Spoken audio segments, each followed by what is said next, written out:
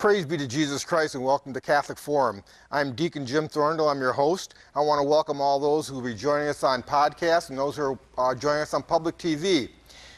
There's an institution in our country that's been a powerful force for young men and for women in the course of since about 1910, and I'm talking about the Scouts. The Boy Scouts of America has been a long institution here in our country. And today I'm privileged to have somebody with me who knows more about Scouting than you can ever imagine. His name is Scott Harvey. He's a chairman of the Grand Rapids Catholic Committee on Scouting.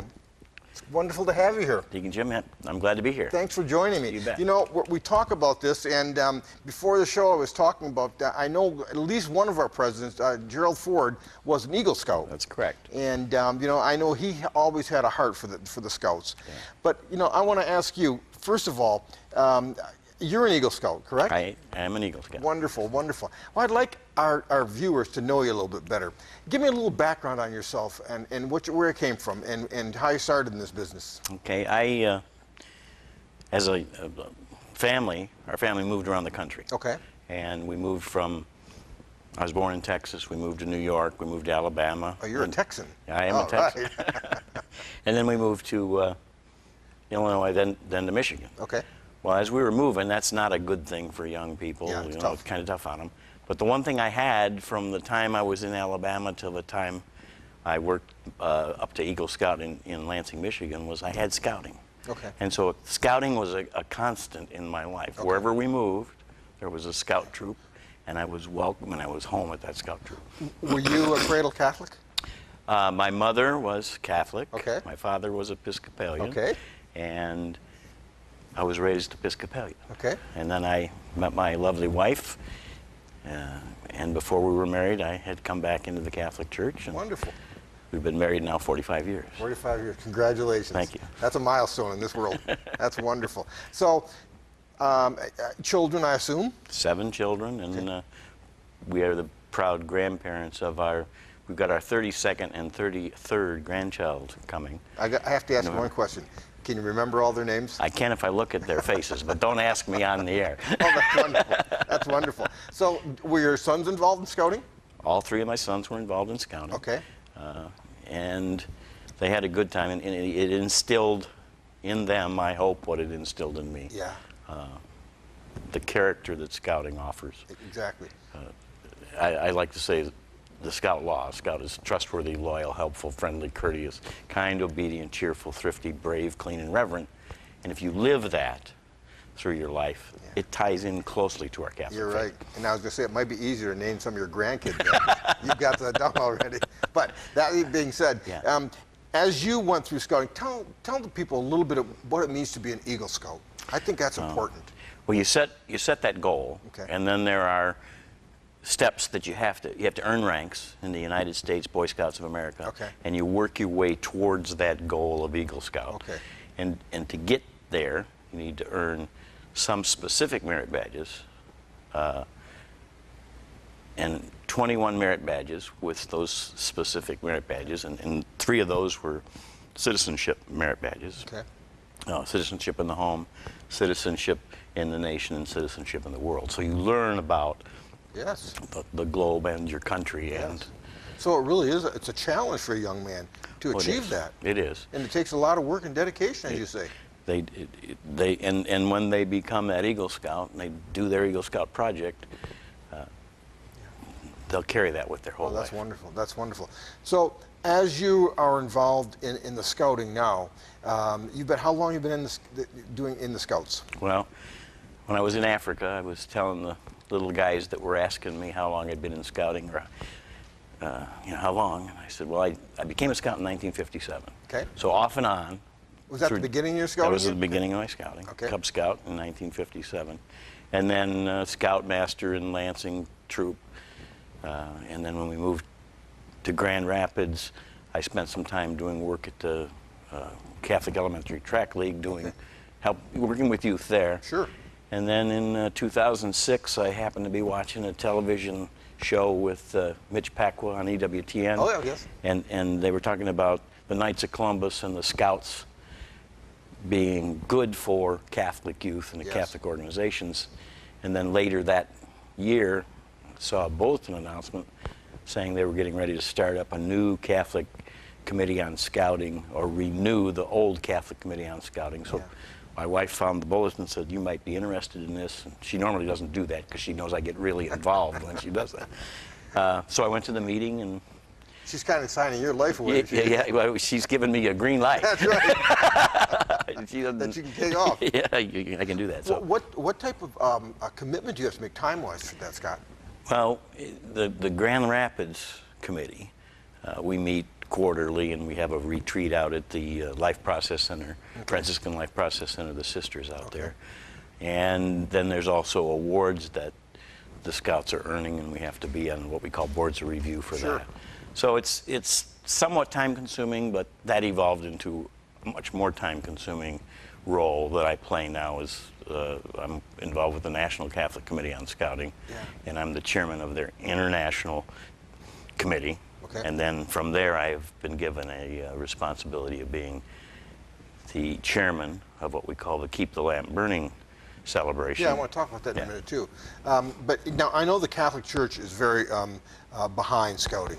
I mean, they see it as a way to grow in the love of God too, and a love of neighbor and of people, a global understanding of serving your country, your people. Absolutely, and we look at the National Catholic Committee level and the Grand Rapids level, we look at scouting as youth ministry. Yeah. So Scouts can be involved in their parish, they can be doing other things, but also it all comes right back to that duty to God that they have instilled. How many, I'm not sure how to answer this question, how many groups would there be in, say, in a Grand Rapids area of different Scouts? Would you have any idea of this? Well, the number that I have, the latest number that I know of is that they say there's 45,000 Scouts in what would be the council, the Grand Rapids area. Now, nationally, about 28% of Scouts are Catholics. We're the third. Really? That's much higher than I thought. Yeah, we're the third largest number of faith in the Boy Scouts of America. The Mormons are about 40%, and then the Methodists have more Scout charter units, and then the Catholic Church. And then the Catholic Church. Would you have an opportunity to go around to different scouting groups in your position? Oh, absolutely. Well, one of the neat things we did after we got back involved at the Grand Rapids level was we took the Gerald Ford Council and worked on the Religious Relations Committee with them. And for 2 years, we had what we called the Ten Commandments hike. And we went to all the different faiths downtown, and each of the faiths was given one of the commandments to talk about. Wonderful. And we even we had a imam come in, and they talked about adultery, even though the Ten Commandments are something they know about, but that they don't follow like we do in the... Exactly.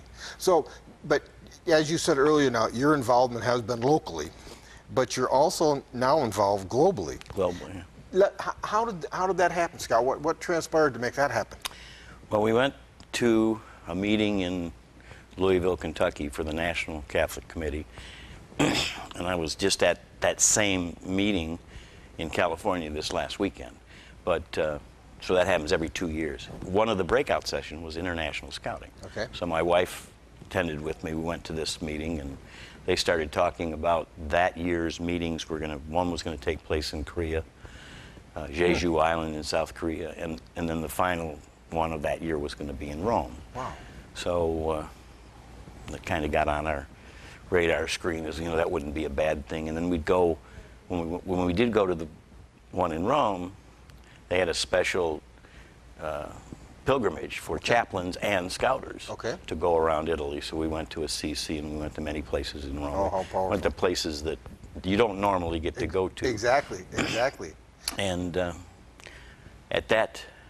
in the meeting, it was kind of interesting. The meeting in Korea, you fly over there in 1 in the morning. I interrupt you just a minute. Are many of the Koreans active in scouting?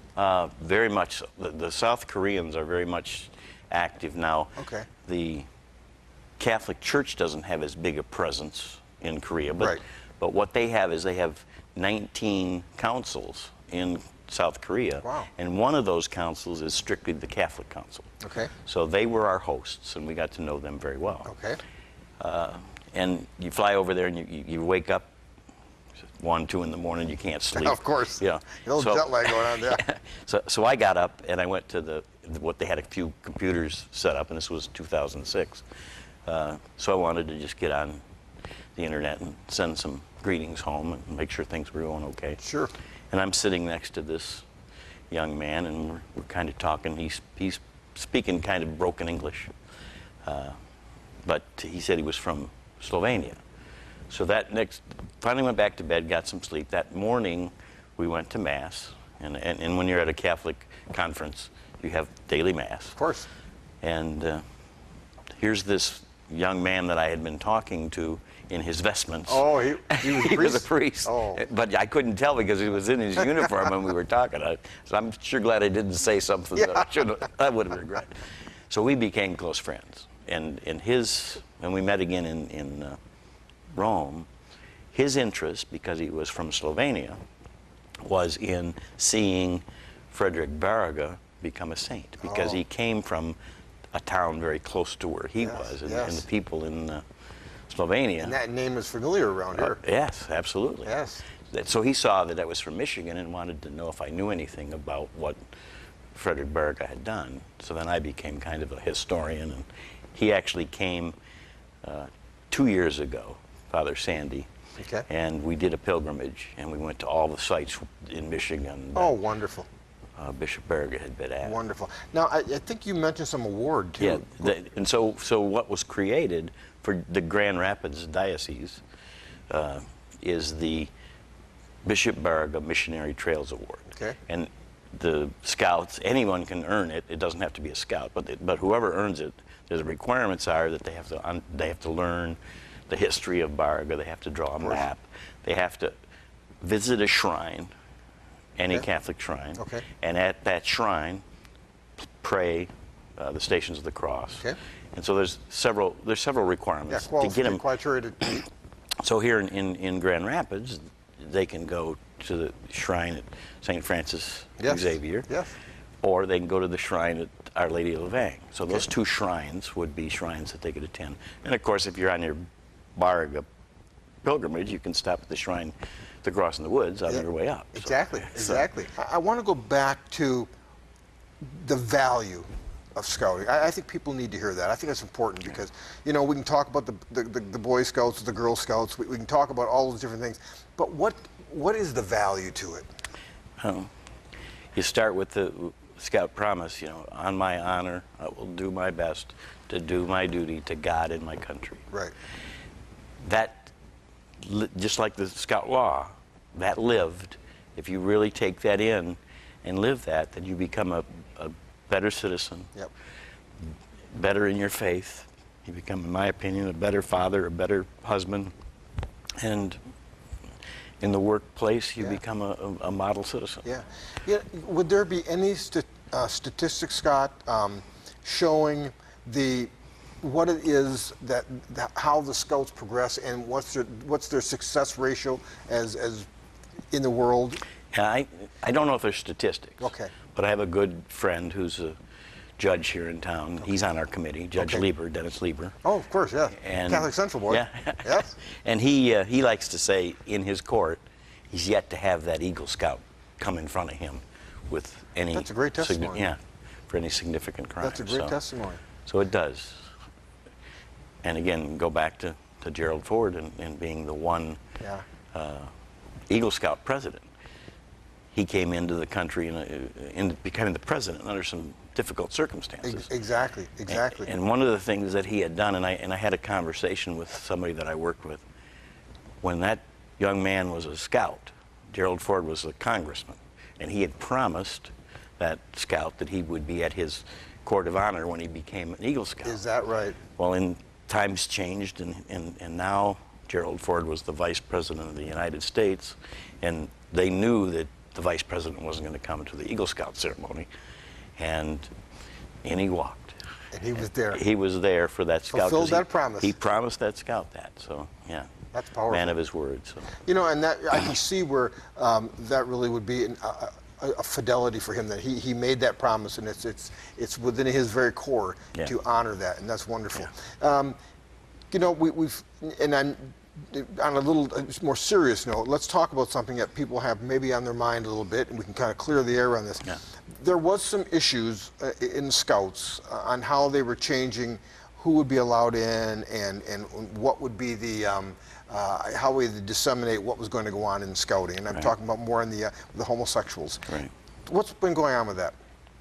Well, just to go back a little farther in the kind of chain of happening with Scouting, there are pressures around the world to take that part of the Scout promise, on my honor I will do my duty to God and my country, to take God out of Scouting. And they've already, this year, they did that in England, and now they don't have to say, on my honor to God.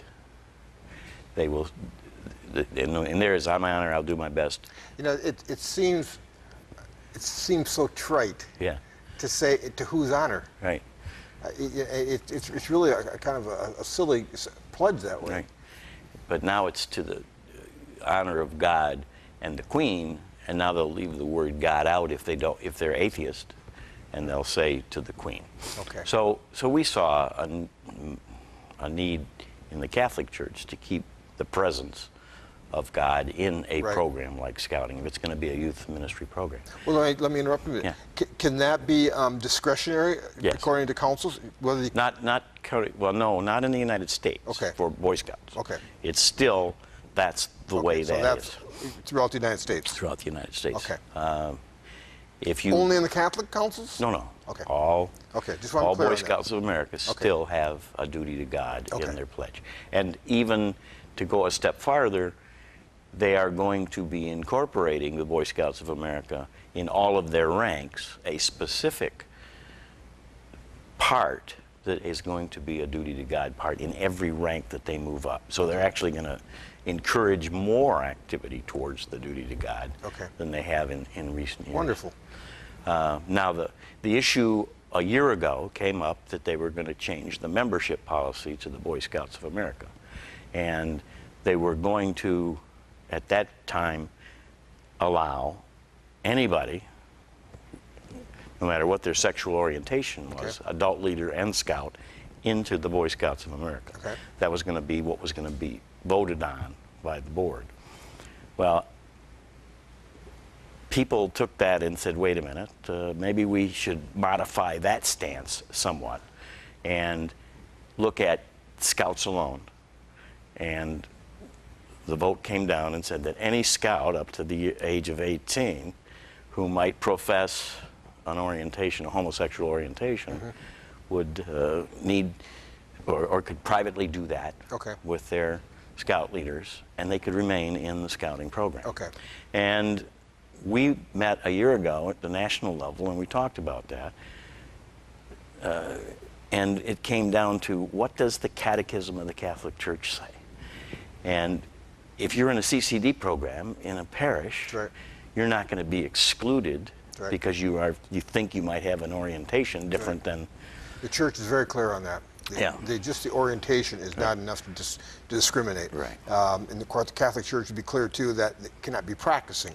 Because that would violate all normal or moral laws. On that. And scouting, there's nothing sexual about scouting. I mean, it's a program for the youth. You look at that young man and watch them grow. And even in the Girl Scouts, the young lady grow in their commitment. So it was clear to us that the policy that they came up with was something that we could, as the National Catholic Committee on Scouting, could wholeheartedly embrace. And were most of the church leaders on board with this? Most of the church leaders.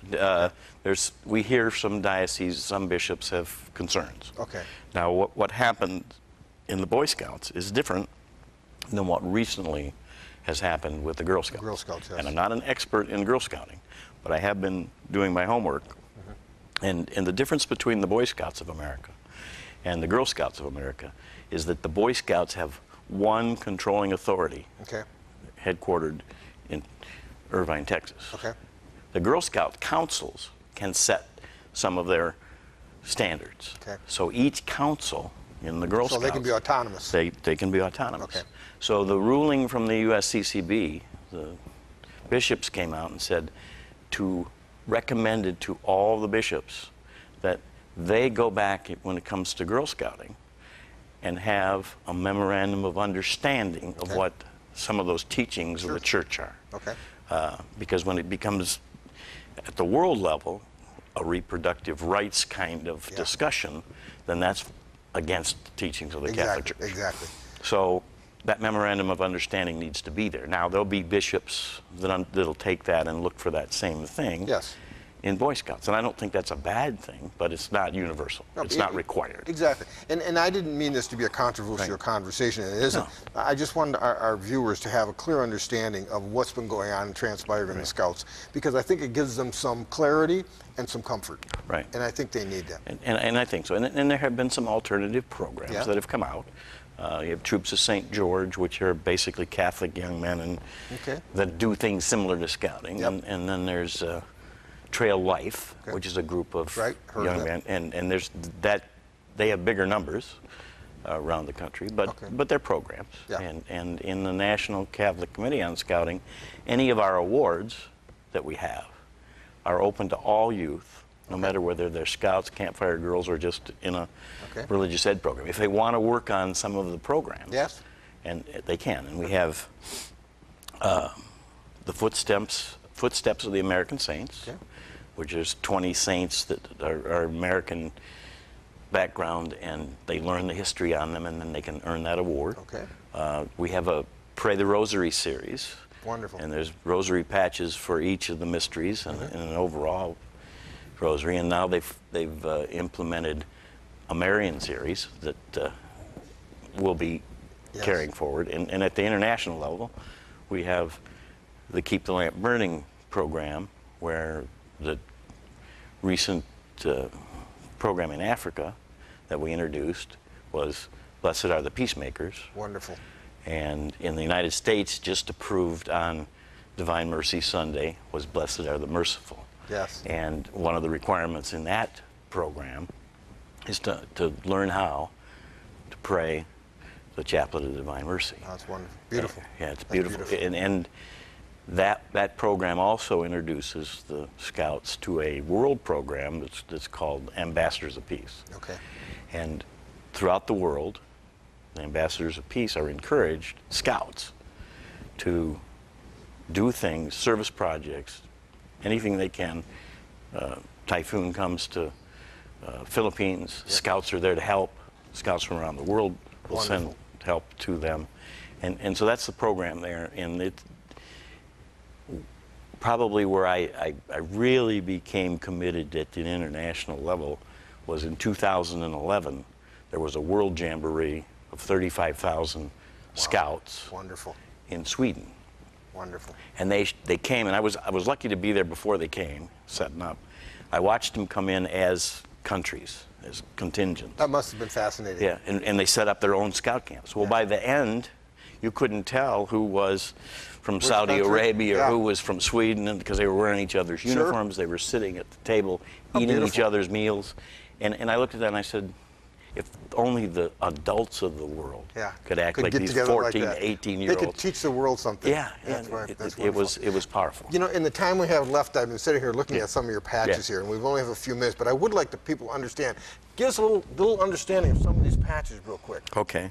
Well, this patch here strictly was the trip to Korea. Okay. And then this was the trip in Rome. Okay, where we went to the Vatican. And this is this right here? This is the Order of the Arrow, which is a program that the Scouts have that take them one step above in their camping in an association with Native Americans. And these are called epaulets here, aren't these? Now, what are these? This is for the World's That's the World Jamboree. Jamboree, because it's very, and you have one here on the right here. What is this one? This one, that shows that I'm an Eagle Scout. Yeah, you're an Eagle Scout. That's the Eagle Scout. So that's the Eagle Scout. What is the other patch on your wrist? Well, this is our council, and this is the troop in Belmont that I am the charter partner representative for. So I'm in the Knights of Columbus, and we sponsor that Boy Scout troop. Okay, and those all get added on as you grow in scouting. As you grow in scouting. Wonderful. Scott, it's been extremely interesting. I would like you to, maybe in a minute or two, encourage boys as to why scouting should be important in their life. What would you tell them? Well, I think, and this is probably to boys and their parents, as I look at what's going on in the world today Yes. with all of the, electronic, Yeah. everything that's there. Well, it's this fracturing of our family. It's fractured, and Mark Mann at the diocese will tell you that scouting, when he sees scouting, he sees the family unit Yes. staying together. Yes. But the skills that you'll learn in scouting will carry you through your life. You'll learn how to make a fire without matches. You'll Yes. learn how to fish. You'll learn how to tie. Now, if you ever were trapped in the woods, you'll be able to survive. And Yeah. all of those things that are the basic skills that scouts learn. And it'll be so foreign to some of our young men listening because they don't have those experiences. They don't. And yet they're practical experiences that really need to be learned. Right. And they need to be learned by people like you, taught by people like you and their dads. Right. Do the dads get involved too? Dads and moms. And moms. They're involved in the programs. Is it mandatory or is it encouraged? It's encouraged. Okay. Yeah. What I tell when you start a troop, when I tell the adults, the parents, be there on the committee level to support that scoutmaster. Yeah. Because that scoutmaster is going to be working with the youth. That's right. And you need to support that scoutmaster financially and Of course. line the trips up. They go camping. Yeah. Like the Belmont troop, they camp once a month. Yep. And they go 2 weeks in the summer. And they're going to do a pictured rock strip. How you put everything on their backs. Oh, wonderful. And then the other thing we do is that the National Catholic Committee on Scouting has what they call the St. George Trek. Okay. And the St. George Trek takes 90 scouts from around the country every other year, and they go on hiking, 10 days hiking, with priests, bishops, seminarians, Wonderful. and sisters. Wonderful. And we have some scouts that have gone from Grand Rapids that are now in seminary and considering Wonderful. becoming seminary. You know, I just want to thank you for the time here today because you've enlightened me and I know you've enlightened our viewers on scouting. And I hope people have a clear understanding now of the necessity of scouting. And I thank you for your time you spend with it and your encouragement you put into it and the dedication because the boys need that. And it's really important for our world and our country to really have that dedication. So thank you again. And there's many, many people in Grand Rapids Yes. like me Yes. that are doing those Wonderful. things. So I can't. And I want to thank all our viewers for watching. And as always, we give all praise to Jesus Christ in the name of the Father, and of the Son, and of the Holy Spirit. Amen. Thank you, Scott, for being here. It's been a pleasure.